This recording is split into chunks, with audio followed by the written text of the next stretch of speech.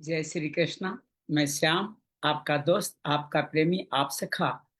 आज भाद्रपास भाद्रपद मास की चतुर्दशी, संवत 2082, 22 अगस्त को आपका अभिनंदन करता हूँ, स्वागत करता हूँ हमारे दैनिक साधक संजीवनी कथा सत्संग में। आज हम डे 72 में पहुंच गए हैं, 72वें दिन में पहुंच गए हैं।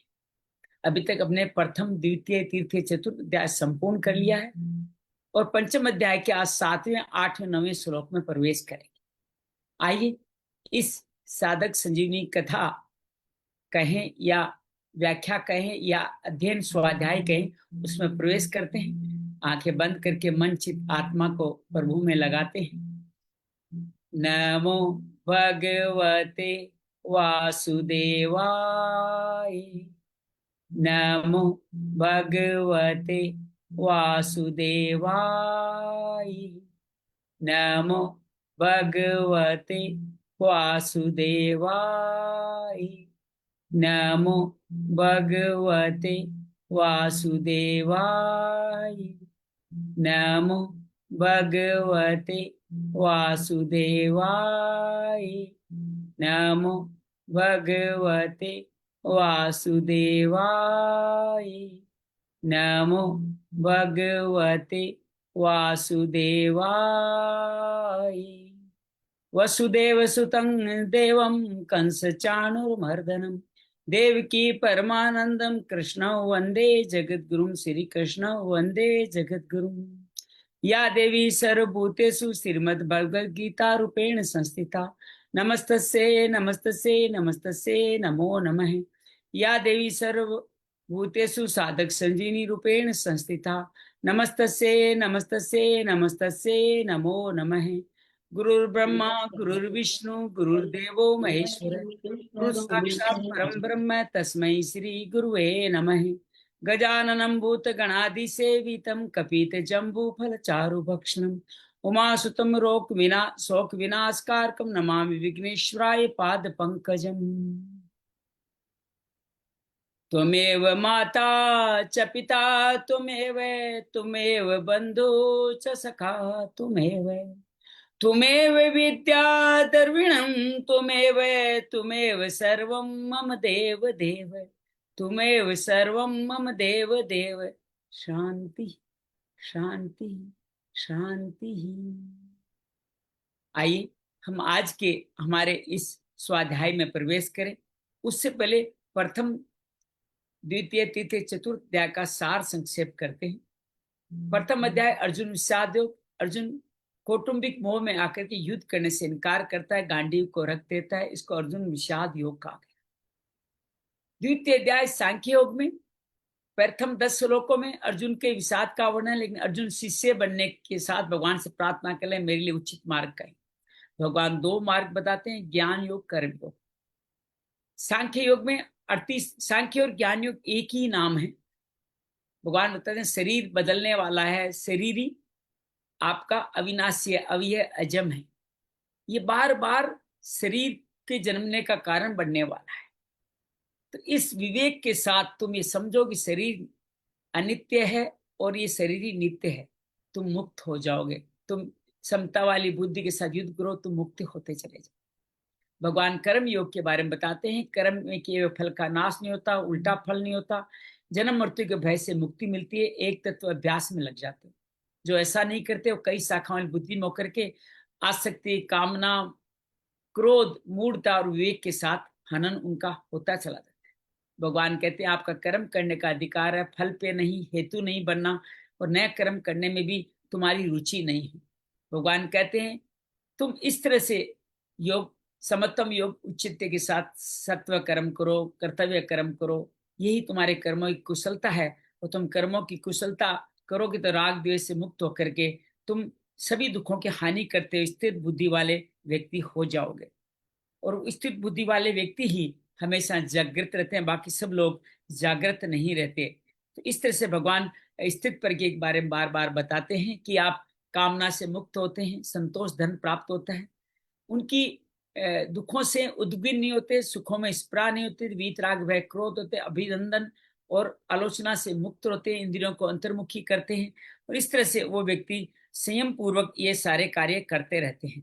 भगवान कहते हैं ऐसे लोग समुद्र की भांति होते हैं और अंत में मुझ में ही समा जाते हैं। तो तीसरे अध्याय में भगवान अर्जुन पूछता है मेरे लिए कौन सा मार्ग श्रेष्ठ है। आपने तो दो मार्ग बता दिए, वो कर्मयोग ही नहीं करना चाहता। भगवान कहते हैं कि दोनों मार्ग मेरे द्वारा ही कहे गए हैं, ज्ञान योग ले ज्ञान योग, कर्म योग ले कर्म योग। लेकिन साथ में कहते हैं कोई भी व्यक्ति कर्मों का आरंभ करे बिना मुक्ति नहीं पा सकता, कर्मों का त्याग से समाधि नहीं मिलती। फिर प्रकृति के वश में होकर, त्रिगुणों का अधीन होकर के हम हर क्षण कार्य करते ही रहते हैं। बहुत सारे लोग कर्मेंद्रियों को तो सीमित करते हैं, लेकिन मन से इन विषयों का आचरण करते हैं, वो मिथ्याचारी है।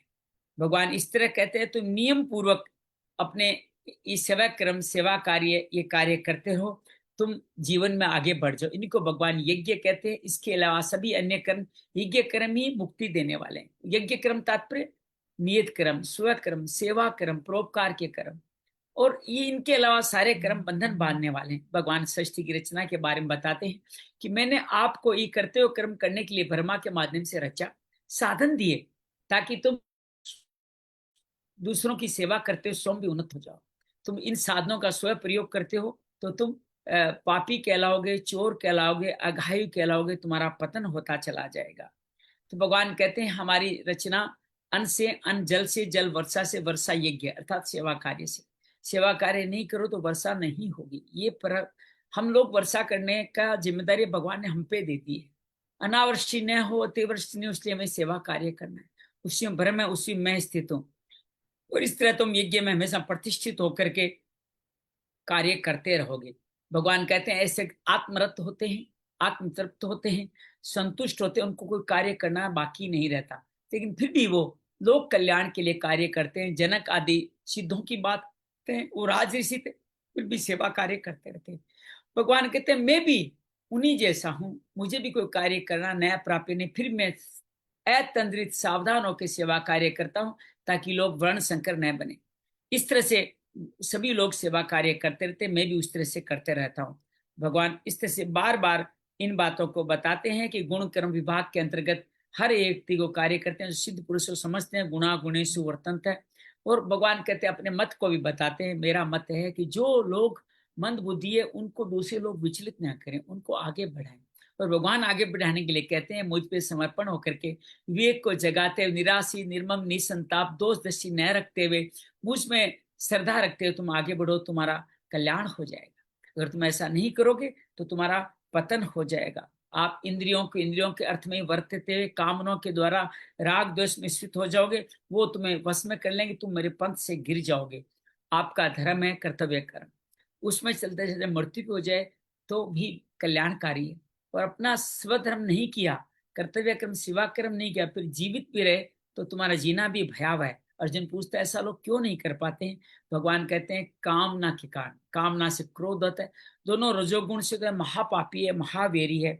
ये विवेक को जैसे धुआं अग्नि को घेर लेता है वैसे घेर लेते हैं, हमारी ज्ञान को ढक लेते हैं, और इंद्रियां मन बुद्धि को भी अपने बस में ले आती है। और हमारा ज्ञान विज्ञान नास्मम, ज्ञान का तात्पर्य भगवान को पाने की विधि, विवेक, और विवेक के द्वारा भगवान को पाना विज्ञान कहलाता है, वो दोनों हर लिए जाते हैं।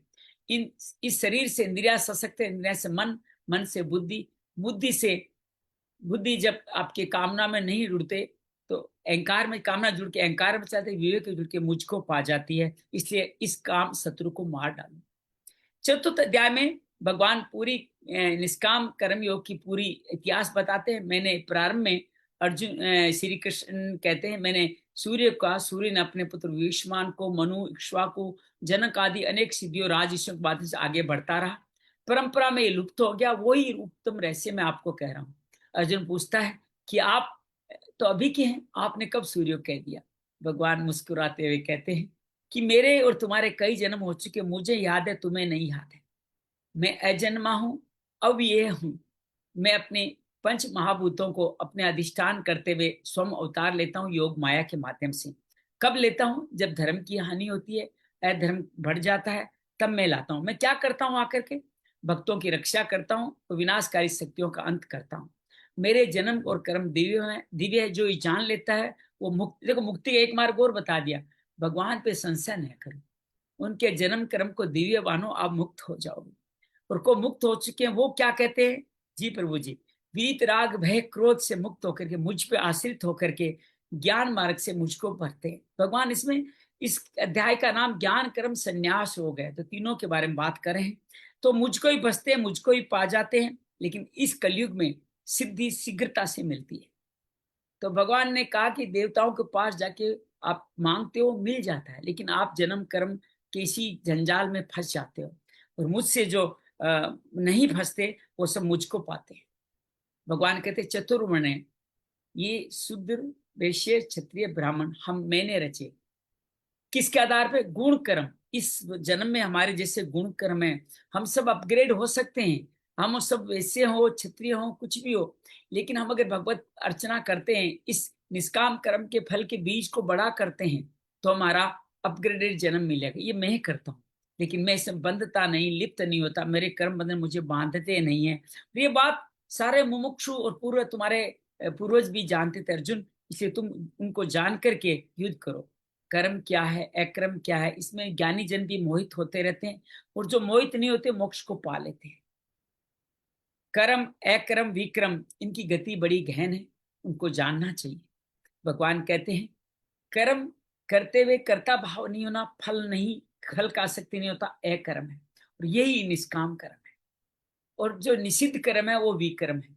तो भगवान इस तरह कहते हैं इनको जान लेता है वो बुद्धिमान कहलाता है, और जो नहीं जानता वो संकल्प कामना जो वर्जित व्यक्ति है उन्हीं में लग जाता है। लेकिन ज्ञान अग्नि के द्वारा जब सत्व पुरुष ज्ञान आया जीवन में, तो उससे मुक्त होता चला जाते हैं। और उनके साथ होकर के जो कर्म फल से नित्य तृप्त हो, कर्म फल में नहीं लगते, नित्य तृप्त निराश्रय होकर के उनको कोई भी काम करना बाकी नहीं होता है, वो निराशीर्य होता है, चित्तात्मा होते हैं। ये सारे ही स्थिति प्रज्ञ के ही गुण बार बार बता रहे हैं। हमें हमें लगे त्यक्त सर्व परिग्रह, सबको त्याग देते हैं, केवल शरीर के लिए ही आवश्यक कर्म करते हैं, जो उनको उनका फल उनको नहीं लगता। वो जो मिल जाए उसमें संतुष्ट रहते हैं, संतोष दर, द्वंद से अतीत, राग द्वेष अतीत, विमत्सर, किसी से ईर्ष्या नहीं, सिद्धि सिद्धि में समभाव रख करके वो इस तरह से नहीं बनते हुए कार्य करते हैं। और वो इस तरह से मुक्त होकर के ज्ञान में स्थित विवेकवान होकर हुए यज्ञ का आचरण करते हैं, और समग्र कर्म उन्हीं में ही लिप खत्म हो जाते हैं, भस्म हो जाते हैं। भगवान कहते हैं ये यज्ञ कैसे किया जाए? सब कुछ सामग्री मैं ही हूँ, यज्ञ में हूँ, यज्ञ करने की प्रक्रिया में हूँ, यज्ञ की संविधा औषधि साधन में ही देने वाला हूँ तुम्हारे को। और इस साधनों के द्वारा तुम जो प्रक्रिया करोगे, देने की प्रक्रिया, वो भी मैं हूँ, उसका फल भी मैं हूँ। ये है ब्रह्म यज्ञ, अपने आप ब्रह्म मानते हो हरम करना। फिर अन्य यज्ञों के बारे में बात करते हैं, देव यज्ञ, अर्थात अपने देवे मापरे यज्ञ, अर्थात लोगों को देवता तुल्य मान करके, देव तुल्य मान करके आप उनकी सेवा करें। सब में ईश्वर का स्वरूप। ब्रह्म अग्नि, अपने को ब्रह्म अग्नि में हवन करते हैं, अर्थात अपने आप को ही हवन करने की सामग्री मान ले। श्रोतान इंद्रिय, अर्थात अपने इंद्रियों को विषयों से अलग कर ले। विषयांद्रिय, अर्थात इंद्रियां सप्त विषयों की तरफ जाए। एकांत और व्यवहार काल में दोनों में आपके शब्द आदि विषयों में आप नहीं लगे। सब इंद्रियां इस तरह से आप करके अपने प्राण को अपान में हवन करते हुए आप आत्मसंयम कुंभक लगाते हुए धारणा ध्यान समाधि के द्वारा आप मुझ में स्थित हो, ज्ञान को स्थित कर लो। ये आप द्रव्य यज्ञ करें, तन मन धन को समर्पित करें। तपो यज्ञ करें, अर्थात बुरे समय में, दुख के समय में भी समभाव में बने रहे। आप योग यज्ञ करें, अर्थात समता में होकर के लोगों को सेवा कार्य करें। स्वाध्याय करें, ग्रंथ पढ़े, अपने जीवन का अध्ययन करते रहे, कहाँ गलत है कहाँ सही, उसको करेक्ट करते रहे। इस तरह आप तीक्ष्ण वर्त करेंगे तो मुझको पा जाएंगे। भगवान अंतिम दो के बारे में बताते हैं, प्राण अपान। श्वास भरना, प्राण पूरक, छोड़ना रेचक, लेकिन उसका राजा है कुंभक। जितनी देर तक अंतर्मुखी होकर रोकते हो उतना ही मुझ तक पहुंचते हो। और स्तंभवर्ती, छोड़ने के बाद बाहर रोकते हो, वो स्तंभवर्ती कहलाते। एक बार फिर समझ लीजिए, बाई नासिका से ब्रीथ इन करना, नासिका भ्रुकुटी पे होल्ड करना जितना संभव हो, ये कुंभक है। दाई नासिका से छोड़ना रेचक है, और वहीं पे वापस रोक देना स्तंभवर्ती है। और यही घटना वापस यहाँ से वापस शुरू ब्रीथ इन करें, यहाँ फिर होल्ड करें, फिर यहाँ ब्रीथ आउट करें, फिर वहां होल्ड करें। आप अपने हिसाब से राम राम की गिनती के साथ कर सकते हैं, 4 की संख्या में राम ले सकते हैं। 4 से 8 की संख्या आगे 16 तक बढ़ाएंगे, धीरे धीरे कुंभक करें, फिर 4 से 8 की संख्या में रेचक करें, फिर 2 से 4 की संख्या में बाह्य कुंभक करें। और यही क्रम आप लगातार बनाएं, यही प्राणायाम की प्रक्रिया है। भगवान ये कहते हैं नियत आहार करके आप ये करेंगे तो आप जल्दी ही मुक्त हो जाएंगे, आप कलमश कलेशों से मुक्त हो जाएंगे। ये यज्ञ जो भी आप करेंगे इसका अमृत आपको मिलेगा और ब्रह्म में स्थापित हो जाएंगे, और आप किसी भी तरह के और यज्ञ आपको नहीं करने, सब कुरुओं में फंसाने। तो इस तरह बहुत सारे यज्ञ आपको मिले हैं, और भी हमारे वेदों के द्वारा और भी यज्ञ के उनको भी कर सकते हो, बस सकामना यज्ञ न करें, आप मुझको मोक्ष को प्राप्त कर जाओगे। भगवान यहाँ कहते हैं कि ये सभी यज्ञों से भी श्रेष्ठ हैं आपका ज्ञान यज्ञ। अब यहाँ से देते स्वयं भगवान ज्ञान योग का विशेष तप बताते हैं। ये इस तरह से जो ज्ञान को पा लेता है मुझके समीप हो जाता है। कैसे पाए ज्ञान योग्य? किसी तत्वदर्शी ज्ञानी की शरण में जाए, वहां जाके पहला का 3 कार्य करें। पहले प्रणिपातेन अर्थात समर्पण करें, फिर सेवा करें, संत की जो सेवा हो सकती है वो सेवा करें, और फिर उचित जब समय दे संत तो उचित सवाल मतलब प्रार्थना पूर्वक सवाल पूछे, अपने अहंकार की तुष्टि के लिए न पूछे, तो आपका कल्याण हो जाएगा। आप तत्वदर्शी के माध्यम से आप ज्ञान को पा जाओगे। इस तरह भगवान कहते इस तरह तुम भी मोह से मुक्त हो जाओगे अर्जुन, और तुम भी इन सभी से मुक्त होकर के अपना कार्य करने लग जाओगे। भगवान आगे कहते हैं कि इसी तरह समिधो अग्नि, ज्ञान की इस अग्नि से तुम मुक्त होते चले जाओगे, आगे बढ़ते चले जाओगे, और सभी तुम्हारे कर्म, तीनों कर्म भस्म हो जाएंगे और तुम आगे बढ़ते चले जाओगे। भगवान आगे कहते हैं कि इस तरह से तुम पवित्र होकर के मुक्त हो जाओगे। ये ज्ञान योग 38 श्लोक के आधे तक उत्तरार्ध पूर्वार्ध तक का, उत्तरार्ध में फिर निष्काम कर्म की योग संसिद्धों के माध्यम से करती है। वो अगर कर लोगे तो तुम्हारे लिए और कुछ करना बाकी नहीं है।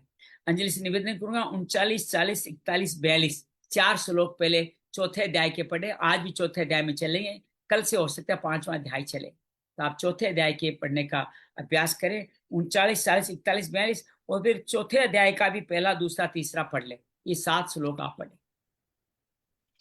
जय श्री कृष्ण।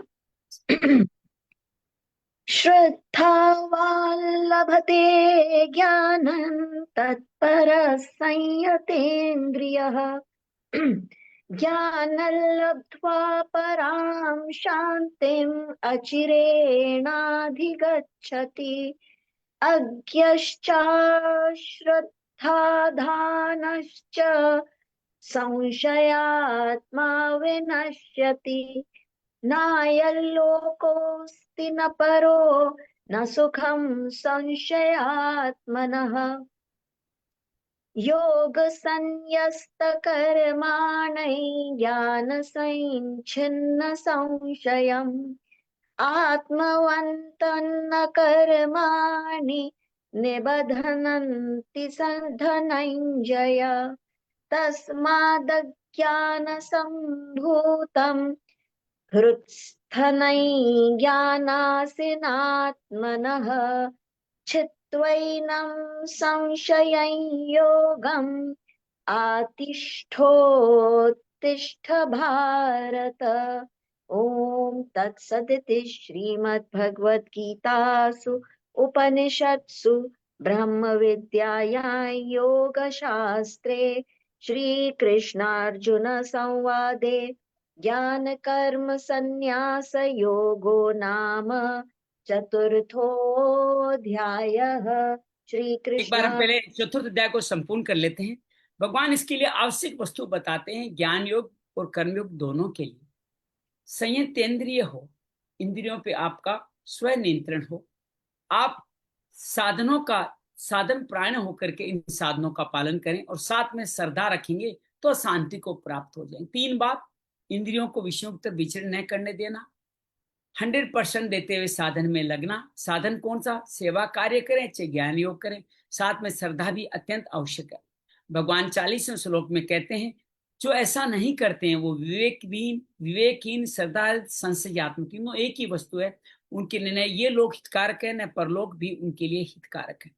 भगवान ये कहते हैं हे धनंजय, इस समता वाले योग के द्वारा संपूर्ण कर्मों संबंध विच्छेद हो जाता है, और विवेक ज्ञान के द्वारा, ये ज्ञान विवेक ज्ञान किसके लिए? ज्ञान योगियों के लिए।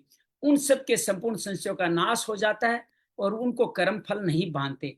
भगवान कहते हैं, हे भरतवंशी अर्जुन, इस अज्ञान से उत्पन्न अपने संशय का ज्ञान रूपी तलवार से काट और उठ खड़ा हो जा और युद्ध के लिए तैयार हो जा। हम पंचम अध्याय में प्रवेश करें। अंजलि से निवेदन करें, प्रथम 3 श्लोक हमारे लिए आप पढ़ें। ओम श्री परमात्मने नमः। श्रीमद् भगवद गीता अथ पंचमोऽध्यायः। अर्जुन उवाच सन्न्यासं कर्मणां कृष्ण पुनर्योगै च संशसि यच्छ्रेय एतयोरेकं तन्मे ब्रूहि सुनिश्चितम्। श्रीभगवानुवाच सन्न्यासः कर्मयोगश्च निःश्रेयसः करावुभौ तयोस्तु कर्म सन्न्यासात् कर्मयोगो विशिष्यते। ज्ञेयः स नित्यसन्न्यासी यो न द्वेष्टि न काङ्क्षति निर्द्वन्द्वो हि महाबाहो सुखं बन्धात् प्रमुच्यते। भगवान पंचम अध्याय में शुरुआत करें उससे पहले ही अर्जुन कह बैठता है, फिर दोबारा वही बात कहता है कि कभी कर्म फल का त्याग बताते हो, कभी कर्म करने को कहते हो, मेरे लिए उचित मार्ग वो बताइए। भगवान कहते हैं सांख्य और कर्मयोग दोनों ही कल्याण करने वाले हैं, परंतु कर्म संन्यास सांख्य योग से कर्मयोग श्रेष्ठ है। भगवान कर्मयोग की श्रेष्ठता बताते हुए तीसरे श्लोक में भी यही बात कहते हैं, और वो कहते हैं कि जो मनुष्य राग द्वेष द्वेष नहीं रखता, किससे उम्मीद नहीं रखता, वह कर्मयोगी सन्यासी ही है, क्योंकि द्वंद्व से रहित व्यक्ति सुख पूर्वक संसार बंधन से मुक्त हो जाता है। सरला आपसे निवेदन करेंगे, चौथा 5वां श्लोक आप पढ़ें। जय श्री कृष्ण। सांख्ययोगौ पृथक् बाला प्रवदन्ति न पंडिताः एतमप्यास्थितः समयत् उभयोर्विन्दते फलम् यत् सांख्यै प्राप्यते स्थानं तद्योगैरपि गम्यते एकं सांख्यै च योगै च यः पश्यति स पश्यति। नीरू आप पढ़ना चाहेंगे अनम्यूट करके अपने आप को, छठा श्लोक। नीरू आप पढ़ना चाहेंगे? गीता नीत में सामने स्क्रीन पे लगा देता हूं, अगर आप पढ़ने में रुचि हो तो पढ़े। गुरदीप जी आप पढ़ना चाहें तो आप पढ़ें, नहीं तो सरला से निवेदन करते हैं आप छठा श्लोक और पढ़े। सन्न्यासस्तु महाबाहो दुःखमाप्तुं योगतः योगयुक्तो मुनिर्ब्रह्म न चिरेणाधिगच्छति।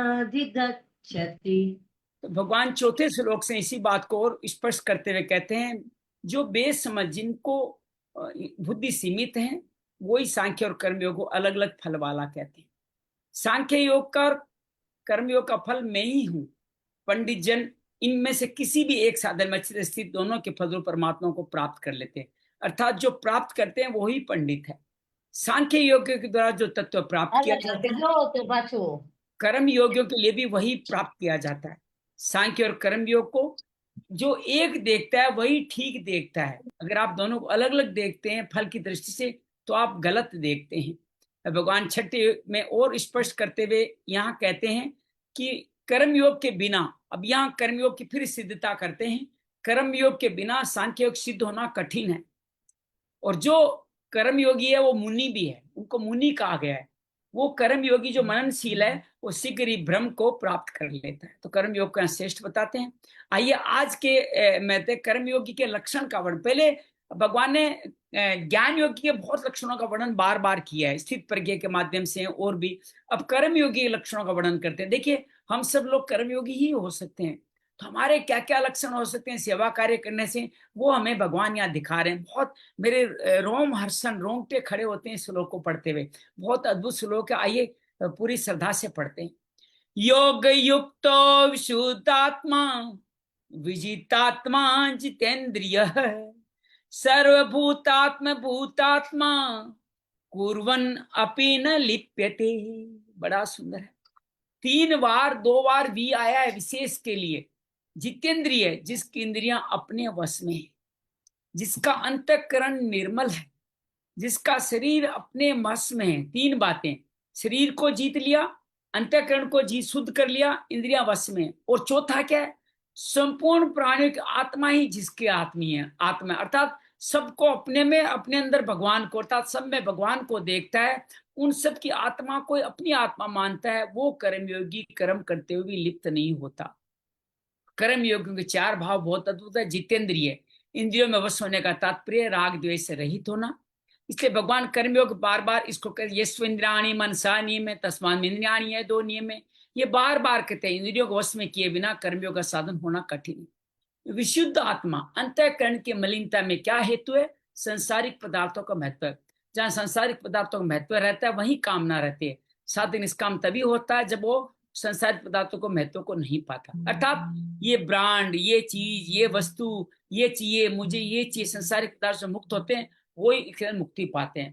तो परमात्मा पात्र का दृढ़ उद्देश्य होने से अंतःकरण की जितनी जल्दी शुद्ध होती है उतनी जल्दी शुद्धि किसी अनुष्ठान में नहीं होती। कर्म योग में एक उद्देश्य, जितनी महिमा उतनी किसी की नहीं। कौन सा उद्देश्य? सेवा कार्य का। पदार्थों का महत्व नहीं। विजित आत्मा किसको कहा गया? शरीर के सुख आराम को त्याग करने की बड़ी भारी आवश्यकता है। शरीर में तमस रहेगा, आलस्य रहेगा, प्रमाद रहेगा, तो कर्मयोग अनुष्ठान हो ही नहीं पाएगा। तो भगवान शरीर को वश में करने की बात कहते हैं। किसके द्वारा करेंगे? योग के द्वारा करें। योग के द्वारा, प्राणायाम के द्वारा, मरम के द्वारा, स्वास्थ्य के द्वारा और अपने उचित खान पान के द्वारा, उपवास के द्वारा शरीर को वश में करें। सर्वभूतात्म भूतात्मा, कर्मयोगी को संपूर्ण प्राणी अपनी एकता का अनुभव होता है। जैसे शरीर में एक अंग में चोट लगने से दूसरा अंग उसकी सेवा करने के लिए, जैसे हमारे चोट लगी तो मैं अपने हाथ से उसको दबा रहा हूं, कर रहा हूं, माथा दर्द रहा, हाथों से दबा रहा हूं, दूसरा अंग सेवा करता है सहज भाव से करते। कोई अभिमान थोड़ी है, बिना कृतज्ञता के स्वतः लग जाता है। ऐसे कर्मयोगी भी इसी तरह कार्य करता है, सहज भाव से, अभिमान कृतज्ञता के बिना करता है। सेवा करने के लिए किसी भी प्राणी को अपने से अलग मानता, सबको अपना ही अंग मानता है। तो भगवान यह दोबारा कहते हैं, मनुस्मृति में भी ऐसा लिखा है, जो पर सुनकर, छूकर, देखकर, खाकर, सूंघकर, ये क्या हमारे पंचेंद्रियों के 5 सब्जेक्ट है। न तो प्रसन्न होता है न खिन्न होता है। मतलब आपको अच्छी चीज लगी, हलवा दिखा तो भी आप प्रसन्न नहीं हुए, और आपको करेला दिखा तो भी आप खिन्न नहीं हुए, या कोई ऐसी सुंदर बात दिखी, वो ही जितेंद्रिय है। जब आप उसके अंदर राग द्वेष जगाते हैं, जितेंद्रिय नहीं हो जाए। चाहे अपने शरीर से असंग हो जाए, चाहे अपने शरीर से संपूर्ण शरीर से एकता मान ले, दोनों का परिणाम एक ही होगा। संपूर्ण प्रयाग से एकता मान लो, या ज्ञान योग के द्वारा शरीर से अलग और शरीर में स्थापित हो जाओ। ज्ञान योगी अपने शरीर से असंग होता है, कर्म योगी सब शरीर से अपने शरीर की एकता मान। ये फर्क समझ लीजिएगा। ज्ञान योगी अपने शरीर और शरीर में स्थापित, शरीर से असंग होकर शरीर में स्थापित हो जाता है। कर्म योगी क्या करता है? सारे शरीर अपने शरीर की एकता मानता है, सब में मैं हूं, मुझ में समय, वो उदार हो जाता है। तो जैसे अपने शरीर में विभिन्न अवयव से भिन्न व्यवहार होने पर अपनापन एक ही रहता है, सर्वभूत भूतात्मा राग मिटाने के लिए एकता मानना जरूरी है। राग योग में सब मेरे हैं ये मान लें, तो कर्मयोग की क्या स्वभाव? उदारता। उदार होंगे तभी सर्वभूतात्म भूतात्मा आएगी, ये बात ध्यान रखिएगा। क्रिया और पदार्थ के साथ निरंतर रह नहीं सकते, हमारे साथ निरंतर परिवर्तन होता रहता है। इसलिए निरंतर हमारा त्याग करें, हम भी इनका त्याग करके मुक्ति पास। देखिए, ये शरीर पहले जैसा नहीं रहा, साधन पहले जैसे नहीं रहे, वो बदल रहे हैं। वो जब हमें छोड़ के जा सकते हैं तो हमें छोड़ने में क्या ऐतराज है उनको? इसलिए दूसरों की सेवा में लगा दीजिए। छोड़ने का तात्पर्य सेवा में लगा दीजिए, तो उसको सहज प्रक्रिया होती है, अभिमान परिश्रम नहीं होता। सेवा में लगाते तब हमारे में उदारता आ जाती है। यहाँ ध्यान देने की बात है, उदारता हमारा स्वरूप है। उदारता में धन खर्च करने की आवश्यकता नहीं है, परिश्रम करने की आवश्यकता नहीं। केवल ये बात, हम सुखी को देख, क्या है ये कितना सुंदर बताया, साधन भी नहीं हो गुरुदेव जी, हम केवल सुखी को देखकर प्रसन्न हो जाएं।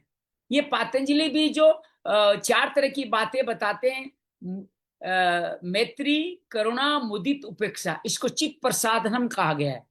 तो भगवान यही बात यहाँ कह रहे हैं कि हम सुखी को देख के प्रसन्न हो जाए, अर्थात मुदित हो जाए।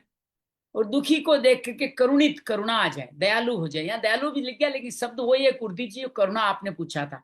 हृदय में करुणा पैदा हो जाए, सुखी कैसे हो, ये व्यक्ति सुखी कैसे हो। सुखी को देखकर ऐसा भाव जाए सभी सुख हो जाए, दुखी को देख ऐसा भाव हो जाए कोई दुखी नहीं रहे, यही करुणा है। भगवान भोग और संग्रह को साधन में बाधक बताया है। सुखी को देख प्रसन्न होने से भोग होने की इच्छा मिट जाती है। भोग कब बंद होगा? आप जब सुखी व्यक्ति के प्रसन्न होगे, उनसे ईर्ष्या करोगे तो तब आप क्या होगे? राग में फंस जाओगे। आपने अपने से ज्यादा धनी व्यक्ति को नए मोबाइल के साथ, अच्छे ब्रांडेड वस्त्रों के साथ देखा है तो आप ये समझो कि हाँ ठीक है, बहुत बढ़िया है, सबको ये सुख मिल जाए। अपने नहीं, भोग भोगने की अवस्था अपने आप नहीं रहेगी। दुखी को देखकर दुख संग्रह करने की इच्छा कैसे मिट जाएगी? हम दुख का संग्रह, वस्तुओं का संग्रह कर वे करते हैं। वे सोते दूसरों का दुख दूर करने में लग जाए, अपना साधन उनमें लगा दीजिए, दुख का दुख दूर करे और आप भी हमेशा के लिए दुखी हो जाओगे। प्रसन्नता और करुणा में एक विलक्षण रस, अर्थात मुदिता और करुणा में विलक्षण रस है। ये रस जीव को नित्य रस का अभिन्न कराता है, योग युक्त है।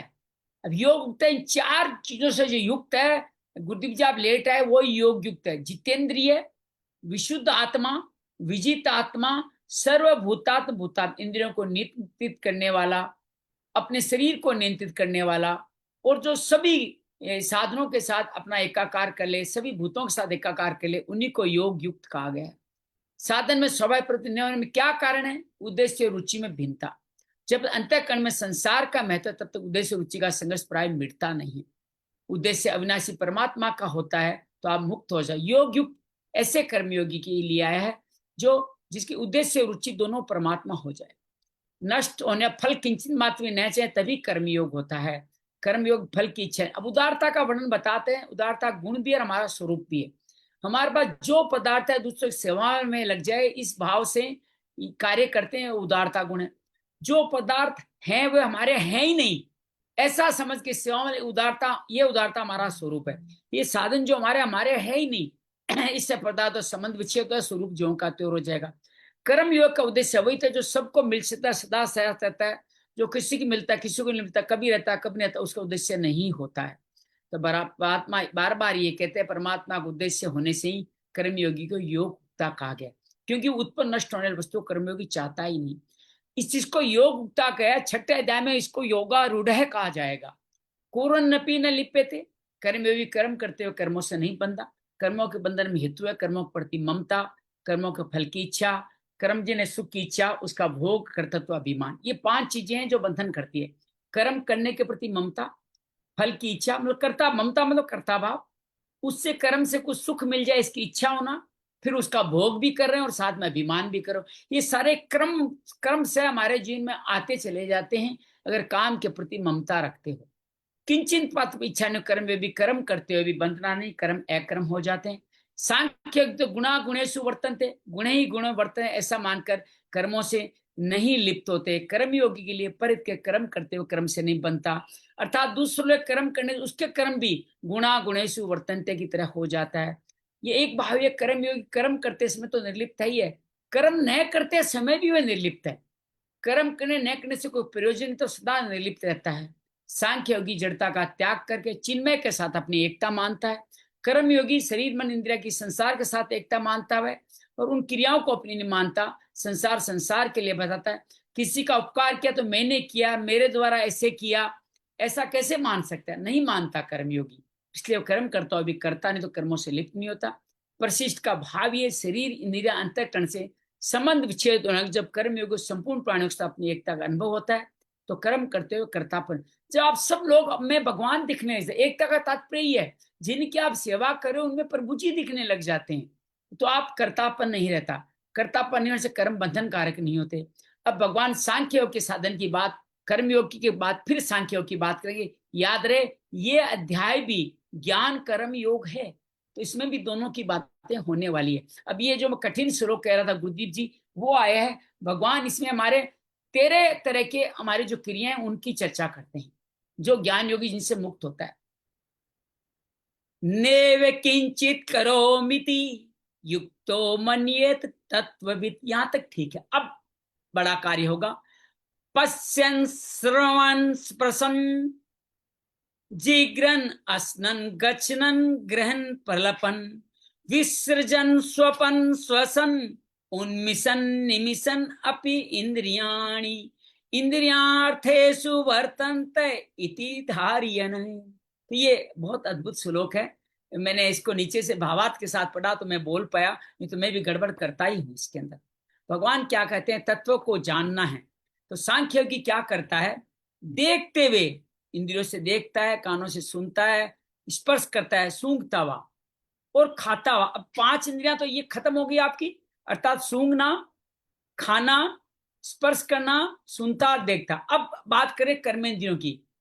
चलता हुआ, हाथों पैरों से हम चलते हैं, ग्रहण करता हुआ मुख से ग्रहण करते हैं, बोलते हैं, और वायु उपस्थ के पायु उपस्थ के द्वारा मल मूत्र का विसर्जन करता है। और साथ में 3 क्रियाएं और जोड़ दी, सोता हुआ, श्वास लेता हुआ, आंख खोलता और बंद होता हुआ। ये 13 क्रियाएं हैं। ये इंद्रियों के विषय में बरत रही है, ये मान लेता है मैं कुछ नहीं करता हूं, ऐसा मानता है। तो बड़ा अद्भुत श्लोक है ये। तत्वविद उक्त है, सांख्य योगी के लिए साधन के विवेक जागृत हो रहा है। वो कैसे करते हैं, तो कर्तापन है नहीं, मन क्रिया अपनी क्रिया मान ही कैसे सकता है। तो भगवान यहाँ पे बता रहे हैं कि किस तरह तत्वविद महापुरुष शरीर से होने वाली इन क्रियाओं को अपना संबंध कर्तापन के साथ है, इसलिए वो तत्वविद कहा गया है। प्रकृति और पुरुष के विभाग को, ये सांख्य योग पूरा प्रकृति और पुरुष के विभाग की बात ही करता है। चाहे आप अष्टा प्रकृति की बात करो या 25 प्रकृति की बात करो, तो गुण और क्रिया सब प्रकृति में, इसलिए प्रकृति से अतीत में गुण और क्रिया नहीं है, इसको ठीक ठाक जानता है, वही आपका सांख्य योग होता है। सबका प्रकाशक होता है, प्रकाश में गुला हो लेने में भी प्रकाशक ही प्रकाशक, प्रकाशक ही प्रकाश्य है। तो भगवान इस तरह से इस बात को कहते हैं, गुण को भेद विभाग को जान लेता है और तत्वविद है। और जब क्षेत्रज्ञ की बात करेंगे तभी यही कहेंगे, जो जान लेता है वही क्षेत्रज्ञ है। अब यह कौन सी 13 क्रियाएं वो सुन लीजिए। पश्यन, श्रवण, स्पर्शन, अर्थात देखना, सुनना, स्पर्श करना, सूंघना, खाना, ये 5 क्रिया कहाँ है, नेत्र, सरत, त्वचा, घ्राण, रसना, इन 5 ज्ञानेंद्रियों की है 5 क्रियाएं। फिर बात भगवान ये कहते हैं, चलना, ग्रहण करना, बोलना, मल मूत्र का त्याग करना।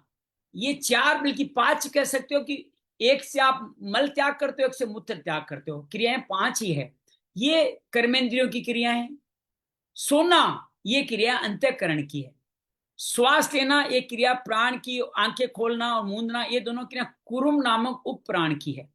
5 प्राण कौन से हैं, एक बार समझ लेते हैं। प्राण श्वास लेना, अपान छोड़ना, समान खाना पचाने का कार्य करता है, व्यान पूरे शरीर का संचालन का, उदान हमें ऊपर उठाने का कार्य करता है। ये 5 प्राण कहे जाते हैं। वैसे 5 उप प्राण कहा जाते हैं। जैसे यहाँ एक उप प्राण का जिक्र किया गया है कि आंखें खोलना और मूंदना, ये कुरुम प्राण की बात कहलाती है।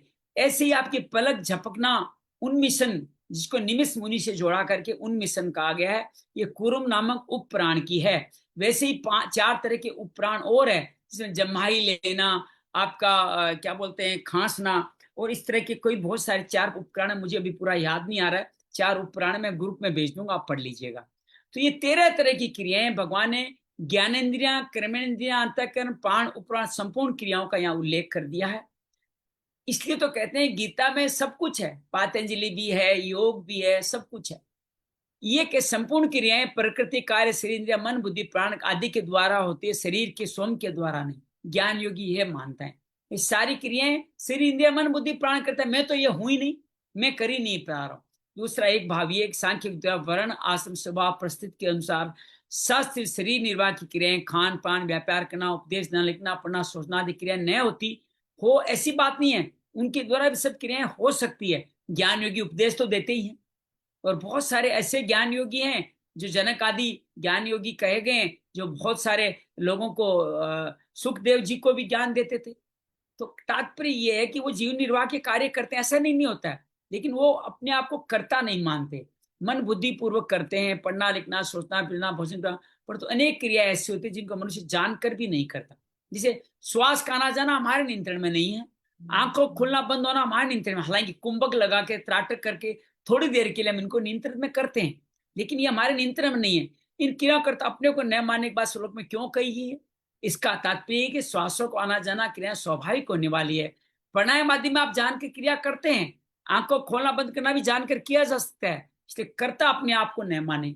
मनुष्य श्वसन, उन्मिशन, निमिशन, क्या मत श्वसन श्वास लेना, उनमें से आंख को खोलना, निमिषण मूंदना। निमिष मुनि से जुड़ा हुआ है निमिषण। स्वाभाविक से अब कर्तापन नहीं मानता, ऐसे अपना कर्तापन नहीं मान चाहिए। या पश्चिन, देखो इन तेरे क्रियाओं को देखो, इनके बिना किसी आधार के होना संभव नहीं है। जिसका आश्रित होती है उन क्रियाओं को, जो आधार है उसमें कोई क्रिया नहीं। किसके आधार है? शरीरी के आधार पे, आत्मा के जीवात्मा आधार है, उसमें एक कोई क्रिया होती नहीं। ऐसे ही संपूर्ण क्रियाएं बिना किसी प्रकाश के सिद्ध नहीं होती। ऐसा स्वयं प्रकाशक जो व्यक्ति कहा गया है वो समय रहते हुए कुछ नहीं करता। उसकी इंद्रियाणी इंद्रियार्थेषु वर्तन्ते इति धार्यन्।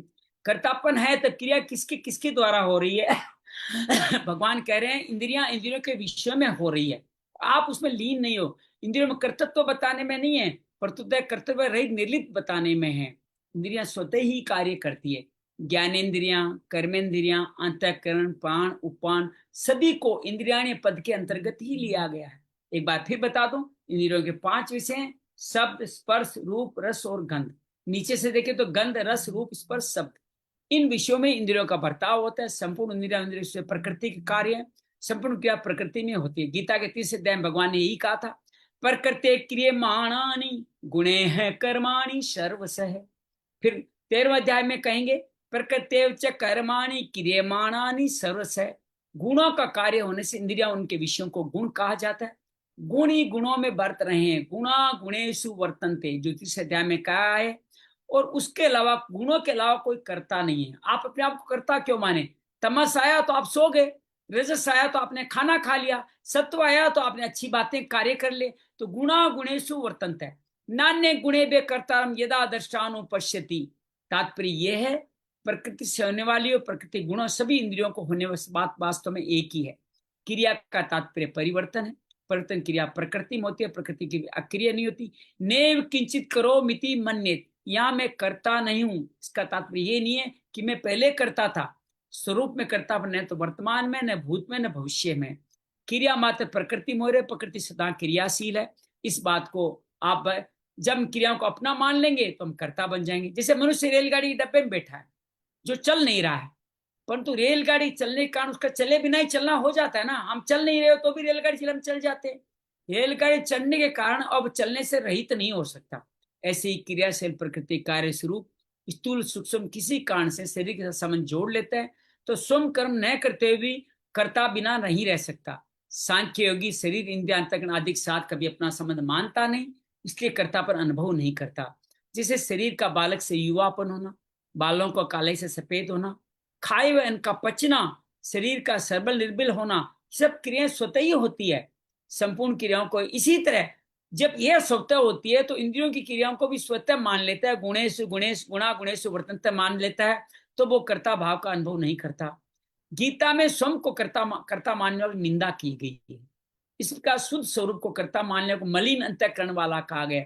आप कर्ता हो तो आपका अंतःकरण मलिन है, आप दुर्मति है। ये कर्ता के लिए शब्द आए हैं जो कर्ता मानता है, पर स्वरूप को अकर्ता मानने वाले की प्रशंसा की गई है। एव पद का तात्पर्य यह है, साधक कभी अपने कर्तापन की मान्यता न करें, कर्म का कर्ता न माने। कर्तापन का भाव नहीं रहता तो कर्म भी नहीं होता, परंतु खाली क्रिया होती है, उसको चेष्टा मात्र कहा गया है। तो ज्ञानी 3 अध्याय 33 श्लोक में चेष्ट पद से इसको बताया गया है। कितने संत कितना अध्ययन करते हैं। पद होने का दूसरा तात्पर्य स्वयं शरीर का साथ तादात्म्य होने पर भी, शरीर के साथ घुलने मिल जाने पर भी अपने को मैं करता हूं ऐसा मानने पर कर्तृत्व आता नहीं, न कभी आ सकता है। प्रकृति के साथ तादात्म्य करने से अपने में कर्तृत्व मानता है, न माने सामर्थ्य है, स्वतंत्रता है, इसलिए अपने आप को कर्ता भी मानता है। और जब भी अपनी तरफ एकर्तापन भी उसके अनुभव में आता है। तो शरीर में रहता हो भी न करता है न लिप्त होता है। भोक्ता तो प्रकृति पुरुष ही बनता है। गुणों का क्रियाफल का भोक्ता बनने में स्वरूप से कभी च्युत नहीं होता, लिप्तता का भाव नहीं। पुरुष स्वयं स्वयं रूप से निर्लिप्त है, उसमें भोक्तापन नहीं हो सकता। सुख दुख का भोक्ता तो स्वयं पुरुष ही बनता है, सुखी दुखी तो स्वयं पुरुष ही होता है, जड़ कभी नहीं होता। जड़ में सुखी दुखी होने शक्ति योग्यता है नहीं। हमारा शरीर सुखी दुख हो ही नहीं सकता। फिर पुरुष, आप सोचते हो शरीर के सुख के लिए कह रहा हूं, आप अच्छा खाना खा रहे हो, ये आपके मन का सुख है साहब। शरीर तो दुखी हो रहा है, क्यों हलवा खा रहे हो, मेरे को पचाने में समय लगेगा, मैं तकलीफ पा जाऊंगा। तो भगवान ये कहते मैं सुखी हूं, मैं दुखी हूं, ऐसे मान्यता पुरुष करता है, पुरुष ही भोक्ता बताया गया है। अहंकार प्रकृति का कार्य, भोक्तापन भी जड़ में होता है। पुरुष भी सुख का आरंभ और अंत होता है, दुख का भी आरंभ और अंत होता है। पुरुष भी आरंभ और अंत वाला हो जाता, ये सर्वथा अनुचित है। गीता ने इस पुरुष को अक्षर अव्यय निर्लिप्त कहा गया है। तत्वज्ञ पुरुषों ने इसको स्वरूप एक रस एक रूप माना है। इस पुरुष को सुख के समय सुखी, दुख के समय दुखी होने वाला मान भी ले तो पुरुष सदा एक रस एक रूप रहता, ऐसा कैसे कह सकते हैं। तीसरे देखता है सुलभ अहंकार विभुनात्मा कर्तारम इति मन्यते। मंत्र पद से जो बात है तो उसी का निषेध यहाँ नेव किंचित करोमिति युक्तो मन्ये तत्वविद। मन्यत पद से कहा गया, मन्यत पद का मानना नहीं है, अनुभव करना है। स्वरूप में जो क्रिया नहीं है वह अनुभव है, मान्यता नहीं है। तो कर्म न करते समय भी वही रहा, कर्म करने न करने से अपने स्वरूप में क्या फर्क पड़ा, तो स्वरूप तो अकर्ता का ही रहा। तो इस तरह से भगवान मान लेते हैं, उनको करने न करने से कोई फर्क नहीं था। अपने स्वरूप के साथ परिवर्तन का ज्ञान किसी को नहीं होता। संपूर्ण क्रियाओं का आश्रय आधार प्रकाशक है, चिंतन मात्र परिवर्तन की संभावना है। स्वरूप में कभी अभाव नहीं होता। प्रकृति के साथ राग तादा में मान ले तब अपने में अभाव। जब देखो बड़ी मजेदार बात है, हम सोचते हैं मेरे पे ये चीज नहीं है, ये चीज आ जाए तो अभाव दूर होगा। भगवान कहते हैं कि तुम्हारे पास सब कुछ है, तुम जब ये मान लेते हो मेरे पे चीज नहीं है, वहीं से तुम्हारा राग शुरू होता है। अभाव ही कामना है, वही राग है। कर्तापन आ जाए, पूर्ति करोगे तो कर्तापन आ जाएगा। जिन कर्णों से कर्म होते हैं, कर्ण प्रकृति कर्ता कर्ण के अधीन होता है। सुनार कितना योग्य न हो, हथौड़ा औजार के बिना कार्य नहीं कर सकता, ऐसे ही कर्ता कर्णों के बिना कोई कार्य नहीं कर सकता। क्या करण है? योग्यता सामर्थ्य करण तीनों प्रकृति में है, अपने में ही प्रतीत। कर्तापन प्रकृति के संबंध से है, इसलिए अपने आप को कर्ता माना पर धर्म है। स्वधर्म में कर्तापन नहीं, इसलिए अपने आप को अकर्ता मानना स्वधर्म। बड़ी मजेदार बात कह दी। जो ही आप स्वधर्म का पालन करते हो आप अकर्ता हो जाते हो। ब्राह्मण अपने ब्राह्मण पर मैं ब्राह्मण हूं उसमें निरंतर स्थित रहता है, ऐसे तत्व अपने कर्तापन में स्वधर्म में निरंतर स्थित है। यहाँ नेव किंचित करोमिति का यही भाव है। विवेकशील ज्ञान होगी, पहले ज्ञानेन्द्रिया कर्मेंद्रिया अंतःकरण कुछ स्वयं कुछ भी नहीं करता ऐसा मानता है, सब कुछ इनमें सत्ता में न करना है न होना है। इसी तरह अविवेक पूर्व एम को अपना मानने से जो अहंकार विभुड आत्मा हो गया था, वही विवेक पूर्वक अपने एम से अलग करने में तत्वविद हो जाता है, कर्तत्व नहीं रहता। अहंकार से मोहित होकर भूल से अपने को कर्ता मान लिया, वो कर्मों से फल से बंध गया। कहाँ जाएगा वो? 84 लाख योनियों में चले जाओगे, कर्ता मानोगे। अपने को एम से अलग मान करता नहीं मानेंगे तो जैसे भगवान है वैसे आप बन जाओगे। जो सत्य मान लेने सत्य दिखने लग गया, उस सत्य मानने में क्या आश्चर्य है। जिस समय अपने आप कर्ता भोक्ता मानता है उस समय भी कर्ता भोक्ता नहीं है। ये ज्ञान योग्य के लिए कहा है। शरीर स्तोपी कौनते न करोति लिपति, मेरा स्वरूप सत्ता मात्र है, मैं कुछ करता हूं, करते हुए भी लिप्त नहीं होता। भगवान कहते मैंने सब कुछ किया फिर भी मैं लिप्त नहीं होता। भगवान कहते हैं ये मैं करता हूं मान्यता भूल है, भूल को भूल मानते ही भूल मिट जाती है, ये नियम है। कहते हैं किसी गुफा में, जैसे हम लोग कई दिनों से कर्ता माने, गुफा में सैकड़ों वर्षों से अधिकार हो, आपने एक मोमबत्ती जलाई, आपने एक दीपक जलाया तो तत्काल मिट जाएगा ना, ऐसे नहीं मिटने में 100 वर्ष लगेगा। हमने कई जन्मों से अपने कर्ता मान लिया, अब दृढ़ता से मान ले मैं करता नहीं हूं तो रोशनी हो गई, आपके अनुभव में परिणित हो जाएगी। बड़ी सुंदर बात कही गई है। जड़ चेतना का तादात्म्य होने से मैं प्रयोग का जड़ के लिए भी होता है, चेतन के लिए भी होता है। मैं करता हूं, मैं जड़ की दृष्टि है, मैं करता नहीं हूं, इसमें चेतन की दृष्टि है। यही तत्वविद करता है। साधक वर्तमान में स्वयं कुछ भी नहीं करता, अकर्ता अनुभव करने की चेष्टा करता, उसके लिए बड़ी समस्या आ जाती है। क्या आती है? मैं स्वयं कुछ भूतकाल में किए अच्छे कर्मों की याद आती है तो प्रसन्न हो जाए, मैंने बहुत अच्छा काम किया, बहुत ठीक किया। जब उसको गलत कार्य की याद दुखी हो जाता, मैंने बड़ा काम किया, गलत किया। इसका भूतकाल में किए कर्मों संस्कार को सुखी दुखी करते हैं। यह मैं हमारे जीवन में भी होता है। मैं जब रोज अपनी साधना करता हूं तो भूतकाल की मैं एक यात्रा करता हूं, जिसको शरीर यात्रा या जन्म यात्रा कह सकते हो। वो जब करता हूं तो बहुत सारे ऐसे काम आते हैं जब मुझे लगता है ये मैंने गलत किया, ये अच्छा किया, तो ये संस्कार सुखी दुखी करते हैं। इसमें स्वरूप में कर्तापन न हो तो न वर्तमान में, न भूतकाल में, न भविष्य में होगा। कर्तापन अभी छोड़ दो, तीनों आपके शुद्ध होते चले जाएंगे। अर्थात साधक को वर्तमान में स्वयं एक करता है, वैसे भूतकाल में स्वयं एक करता था, ये मान लीजिए। गुणा गुणेशु वर्तनता है, अर्थात मैंने उसमें कोई गलत कार्य किया तो क्या था वो? गुणा गुणेशु वर्तनता, मैं तो एक करता था, ये मान लीजिए। कर्म केवल अहंकार से मोहित अंतःकरण अज्ञानी मनुष्य के द्वारा ही होते हैं। साधु को भूतकाल में कर्मों की याद है, जो सुख दुख चिंता होती है वो वास्तव में अहंकार के कारण है। अहंकार विमूढ़ आत्मा होकर सुखी दुखी होता है। और मैं देख रहा हूँ गुरुदेव जी धीरे धीरे वर्षों से यात्रा करते, अब धीरे धीरे बस उसको दृष्टा की तरह देखना, उस पूरे मेरे जीवन को जन्म से लेकर के आज तक जीवन को दृष्टा से देखने का भाव धीरे धीरे आता चला जा रहा है। अब जो अच्छे कर्म थे उसमें लिप्त नहीं है, बुरे कर्म भी अब सताते नहीं है। तो ये यात्रा हम लोगों को जीवन यात्रा करते रहना चाहिए। कभी अनुभव होगा तो आपको करने का आपके साथ अभ्यास करेंगे। तो वर्तमान में भूत भविष्य तीनों का अभाव है, अतीत है। तो नेव किंचित करोमिति का तात्पर्य क्रिया नहीं है पर सत्ता है। साधक दृष्टि सत्ता की तरफ रहनी चाहिए। सत्ता चिन्ह होने से ज्ञान स्वरूप है, निर्विकार होने से आनंद स्वरूप है। यह आनंद खंड शांत एक रस है। शरीर से जुड़ने के कारण प्रत्येक क्रिया में स्वयं की मुख्य, मैं देखता हूं, मैं सुनता हूं, क्रिया तो होती है शरीर में, पर मान लेते हैं अपनी। वो कौन देख रहा है? शरीर, इंद्रियां भी शरीर का हिस्सा है। स्वयं में कोई क्रिया नहीं है, वो करने और न करने दोनों से रहित है। सत्ता मत अपने स्वरूप दृष्टि में कुछ भी नहीं करता। तो यहाँ अपने सांख्य कर्मों से निर्लिप्तता भगवान ने बताएगी। आगे भगवान थोड़ा बहुत भक्ति योग की कर्मों से निर्लिप्तता बताएंगे, वहां तक हम कल पहुंचेंगे। आइए अंजलि से निवेदन करते हैं, तीनों आप श्लोक का आप वाचन करें, जो बहुत अद्भुत श्लोक है। 7वां 8वां 9वां सबसे अनुरोध करूंगा, 8 और 9वां अंजलि कैसे बोल रही है उसको अच्छे तरह जरूर सुने। मैंने तो काम निकाल लिया था अपना। अंजलि बताइए कैसे बोलते हैं।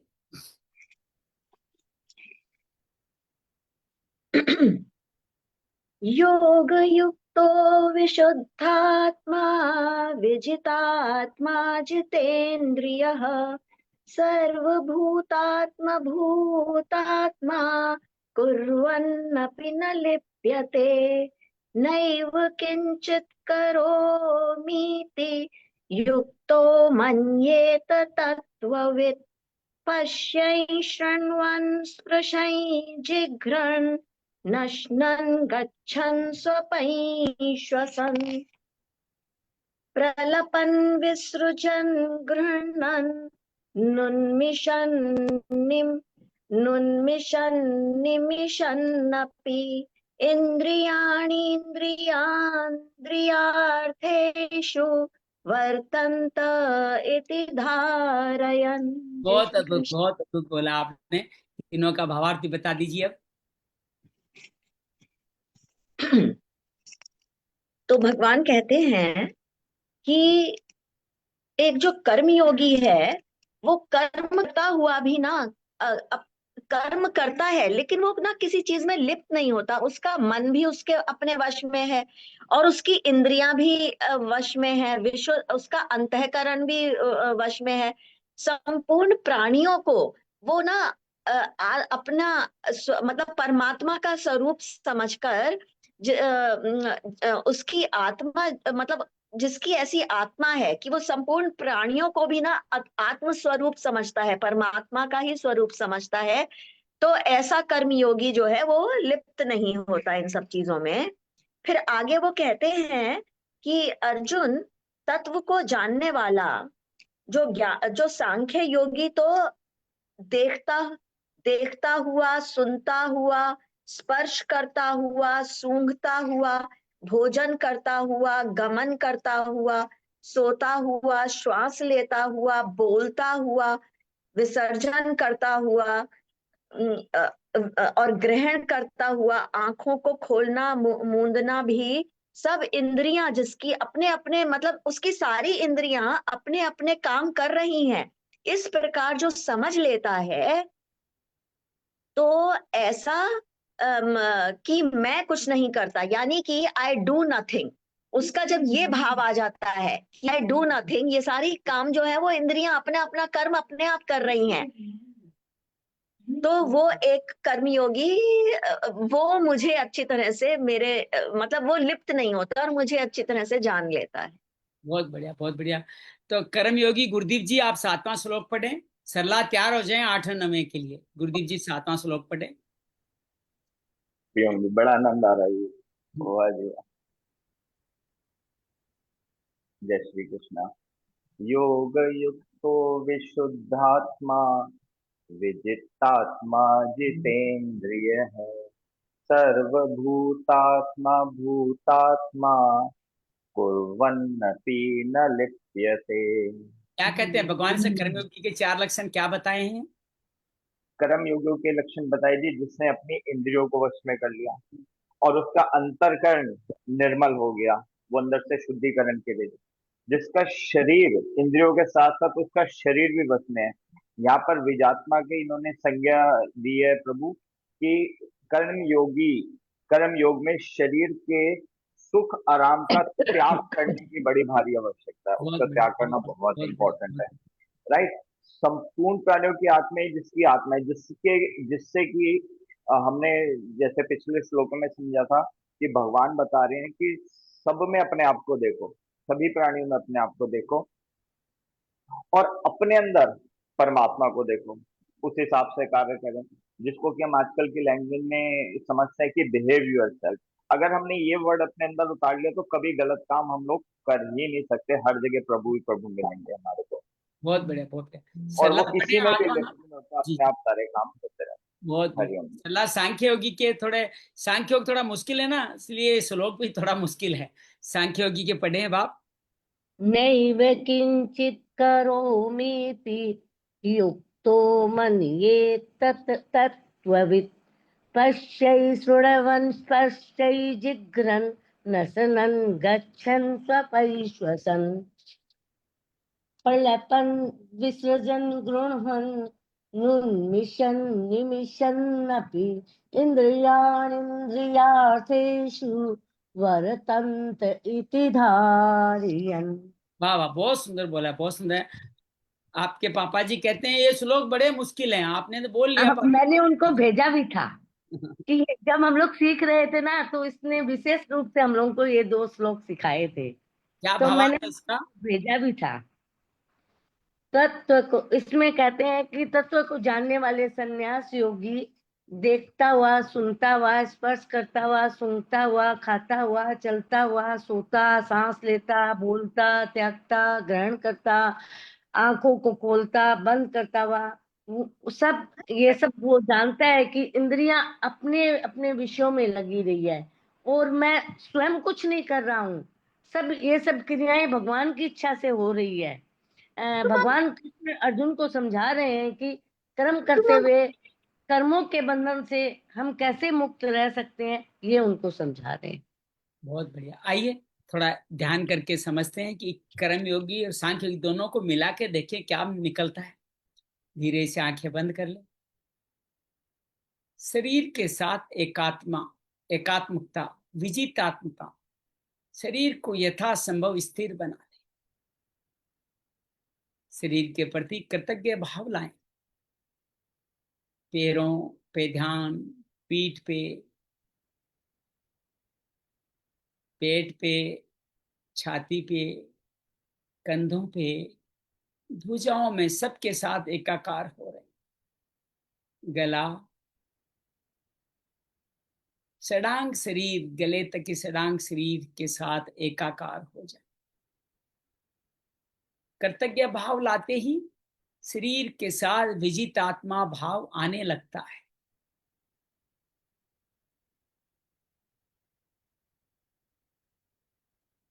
इसको अन्नमय कोश पे विजितात्मा होना भी कहा गया है।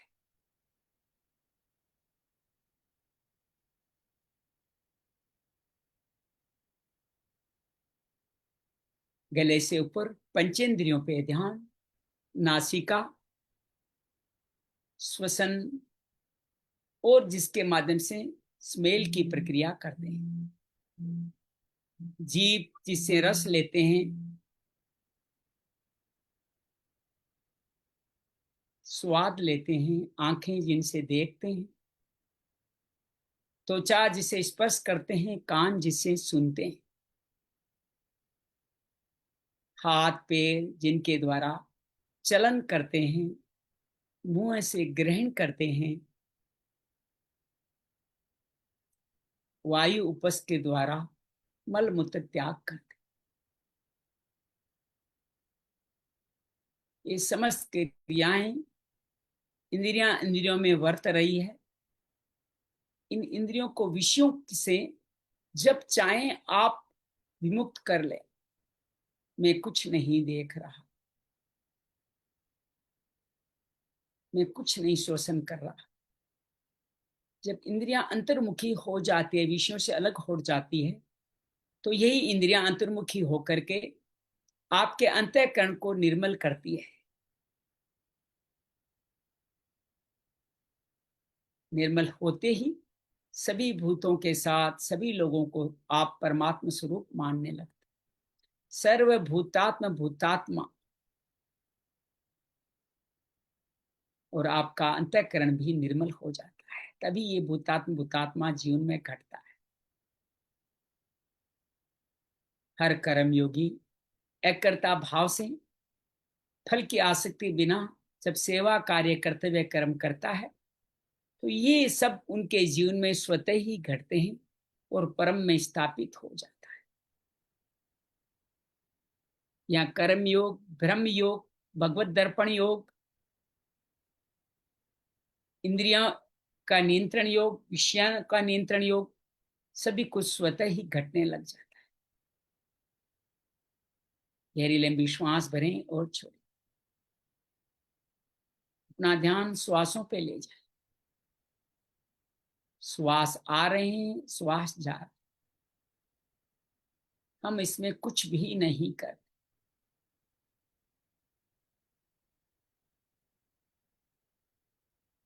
आंखें भी स्वतः ही खुलती है, बंद होती है। हमारा इसमें कोई रोल नहीं है।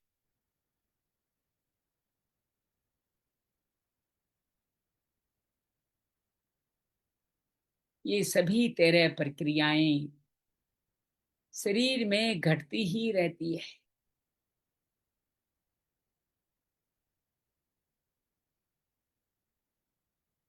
गुणा गुणेषु वर्तन्ते, ज्ञान योगी। ये सारी प्रक्रियाएं गुणों के अधीन होके हो रही है। तमस का समय आया तो सेवन सोना हो गया। रजस का समय आया तो इस शरीर के लिए पांचों इंद्रियां कर्मेंद्रियों का कार्य करने लग गया। सत्व का समय आया तो आप परम तत्व में स्थित होकर के परमात्म विवेक के द्वारा अंतःकरण को निर्मल करके भगवत में स्थित हो गए। इस तरह ज्ञान योगी तत्वदर्शी भी गुणा गुणेषु वर्तन्ते मानते हुए इन सभी क्रियाएं होती है, लेकिन वो उसमें लिप्त नहीं होता। ये शरीर की परिवर्तनशील क्रियाएं हैं। मैं शरीर नहीं, मैं कुछ नहीं कर रहा, आई एम डूइंग नथिंग। और फिर आई एम नथिंग, मैं कुछ नहीं हूं। I am not body neither mind, मैं शरीर नहीं, मैं मन भी तो नहीं, और परम तत्व में स्थापित हो जाता है। परम तत्व के साथ एकाकार हो जाता है।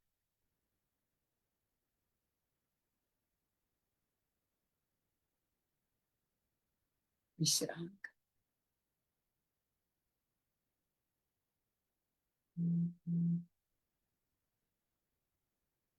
जय मां भगवत गीते, जय जय मां भगवत गीते।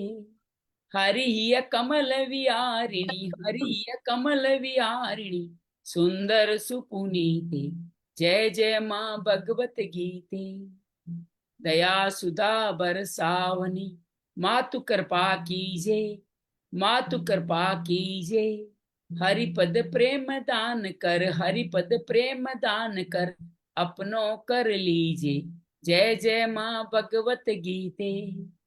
योगेशम सचिदानंदम वासुदेव रज प्रियम, धर्म संस्थापकम वीरम, कृष्ण वंदे जगत गुरु।